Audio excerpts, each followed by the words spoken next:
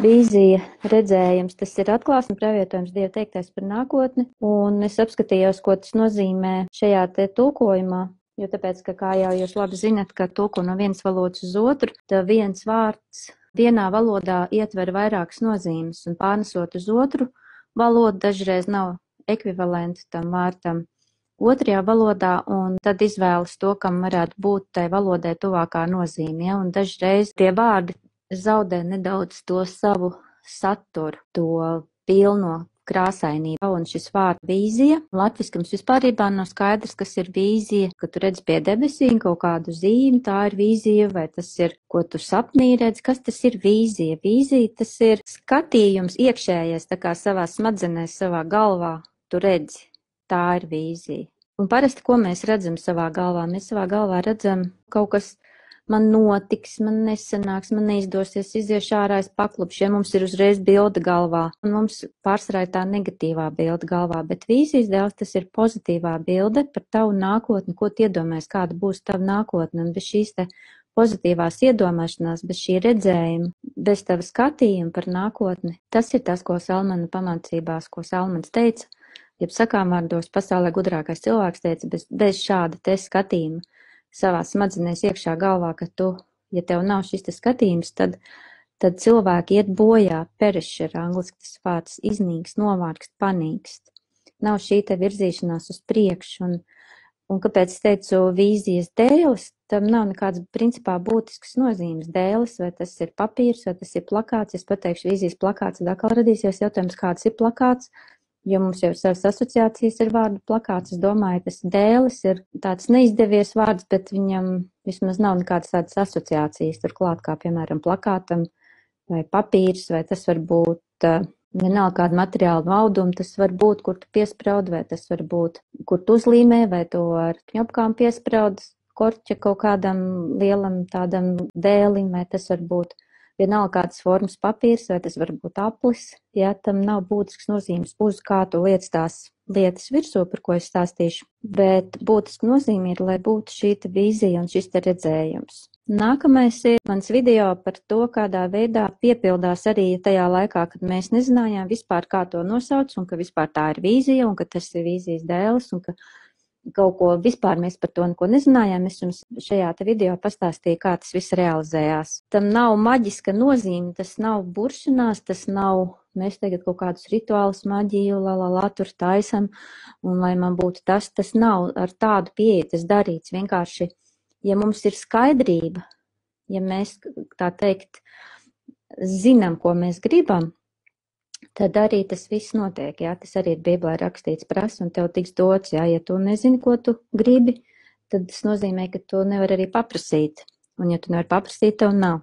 Un uz vīzijas dēļ, par kādām tēmām mēs runājam, par visām, kas attiecas uz mūsu dzīvi. Dzīves aplis, tu vari izmērīt, kur tagad atrodies no 0 līdz 10 uz skalas, un tad uz tā vīzijas dēļ tu vari salikt, kas tas ir, kas tev būtu, vai 9, vai 10, vai 8. Tajā katrā no tām jomām fiziskā vide, tas nozīmē mājas vai dzīvoklis, kur tu gribi dzīvot, vai tā būs māja ar basēnu, vai kalnos, vai tas būs ziemeļos, vai dienvidos, biznesa, karjera, vai tu iesi darbā, vai arī tu gribi, lai tev pašai pieder kaut kāds uzņēmums un kā viņš attīstīsies, tas ir uz vīzijas dēļ, tad ir finanses, tu arī par veselību raksti, kā tu jūties, kā tu izskaties, ģimene un draugi, romantiskās attiecības, personas, kā izaugsme, izklaide, atpūta.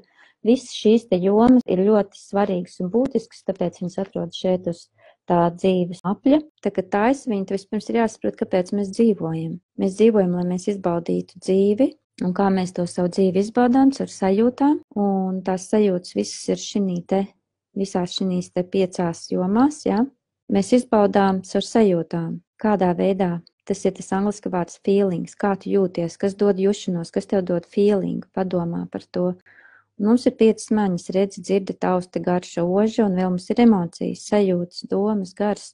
Un tas viss vērsts uz vienu lietu, lai mums dotu apmierinājumu. Vienkārši cilvēks cenās pēc tā, jo viņam ir vajadzīga apmierinājuma sajūta, kas nāk tātad no emocijām, no maņām, un principā tas viss vienā vārdā aprakstāms ar jušanos, un jušanās nāk no tā, var teikt, kad mums ir visas šīs te jomas augstākā līmenī nekā nullīte. Vīzijas dēles ir tāda lieta, ka viss, ko mēs darām dzīvē, ko mēs domājam, tas ir vērsts uz to, lai justos labāk, un arī, ka to vīzijas dēli, kad jūs taisat, kad mēs taisam, mēs domājam vienmēr katru to bildi, ko mēs tur liekam virsū, vai katru to savu domu vai plānu, kad mēs liekam virsū, mēs domājam par to, lai mēs justos labāk. Dzīves veidošanai ir vajadzīgs melnraksts, kurā virzienā tu iesi, kā tu vari pieņemt lēmumus, ja tu nezini, kādu rezultātu tu vēlies. Daudzām sievietēm rezultāts ir, lai es būtu laimīga, lai man būtu daudz naudas, lai man būtu attiecības, lai man būtu labi. Bet labi, laimīgi, skaisti ir rezultāts. Kā tev Dievs vai visums, vienalga augstākie spēkam tu tici, var tev piegādāt šīs sajūtas. Caur konstrukciju. Angliski tas ir vārds construct. Un tu pati izveido un pasaki, kas šī konstrukcija būs, kas ir tas veids, kādā veidā tu jutīsies laimīgi. Tad, kad man būs, nevis lai es būtu laimīgi, ja vispār, laimes sajūta tev neiedos, tev nevar, tas nav tā kā vienkārši, iepumpēt tevi iekšā šo te laimes sajūtu. Viņa nāk no tevis ārā, un viņa nāk no tevis ārā tad, kad tev ir sasniegti šie te rezultāti.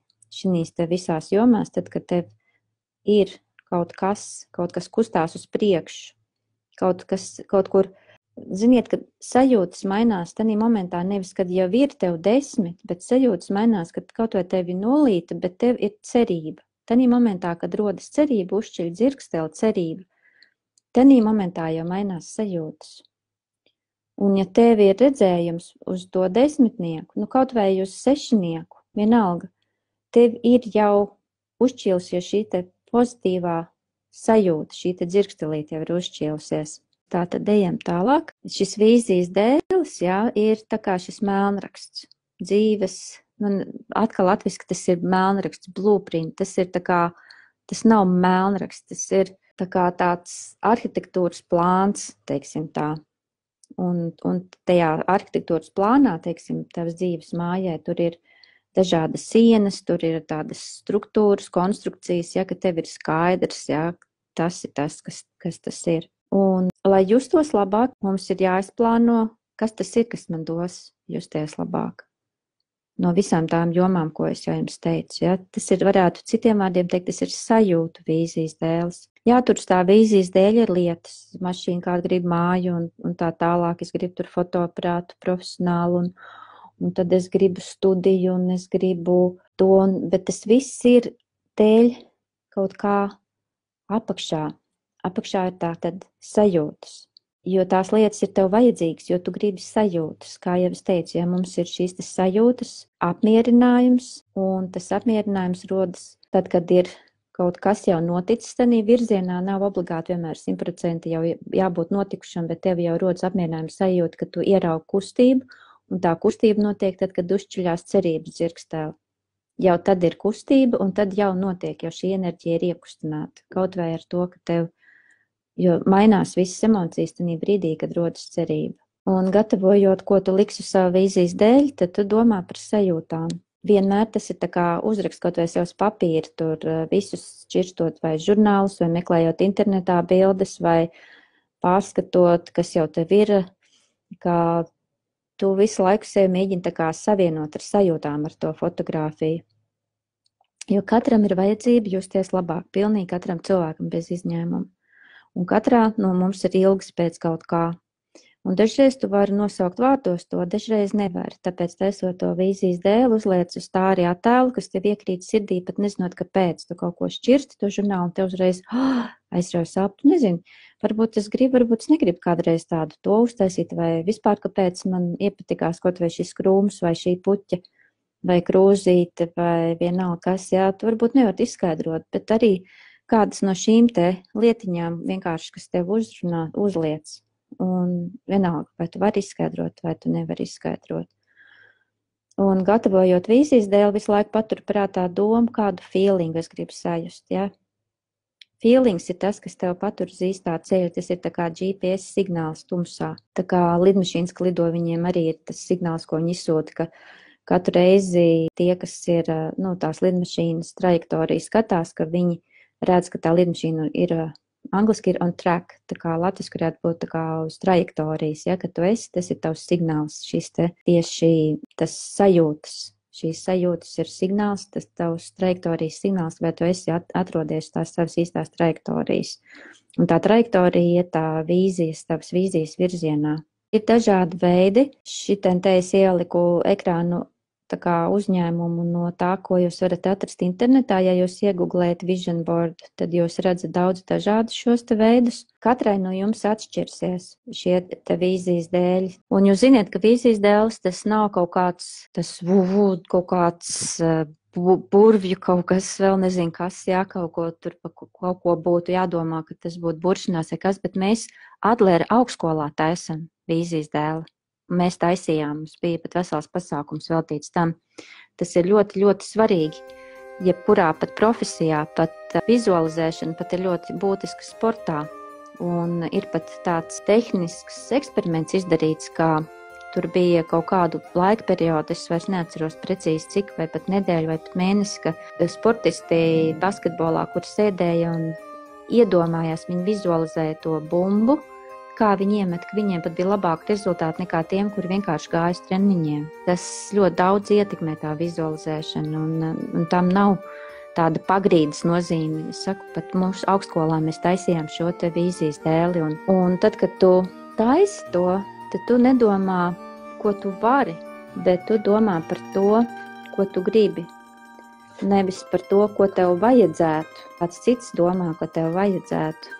Vai arī neliec neko sakarā ar to taviem tagadējiem apstākļiem, bet liec sakarā ar to, ko tu gribi, kādas ir tavas, atcerieties, sajūtas. Viss ir saistīts ar sajūtām.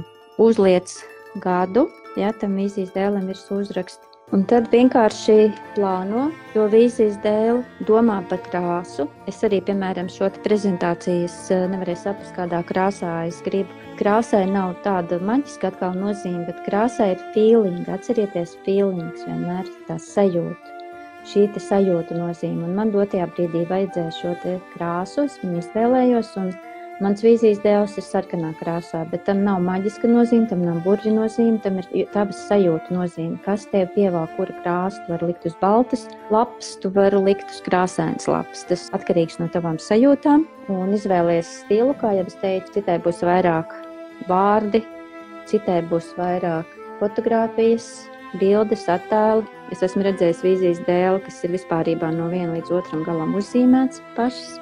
Tā kā galvenais ir, kas uz tā vīzijas dēļ ir virsū, tā ideja, nevis tas, kādā veidā tu to taisi. Pašā centrā vai ap centru vajadzētu būt arī tevis pašas bildē, un tai bildē ir jābūt, tu vari interesanti spēlēties. Piemēram, ja tu gribi vadīt kaut kādu, teiksim, fitness studiju, tad tu vari uztaisīt, paņemt, izgriezt bildi, kur ir sieviete ar tādu augumu, kā tu vēlies, un tādu studijas vidū, kā tu vēlies, un tu vari uzlīmēt savu to galvu. Ja, tad tas būs vairāk personalizētāk. Ļaujies tam savam radošumam un neierobežo nekādus limitus, neuzliec tai savai domāšanai. Tā ir tā pasaule, kur viss ir iespējams. Tev nav jāfiltrē, kur nesēž cenzors vai kritiķis. Afirmācijas arī var rakstīt virsū. Paldies, tad skatījāties un tā.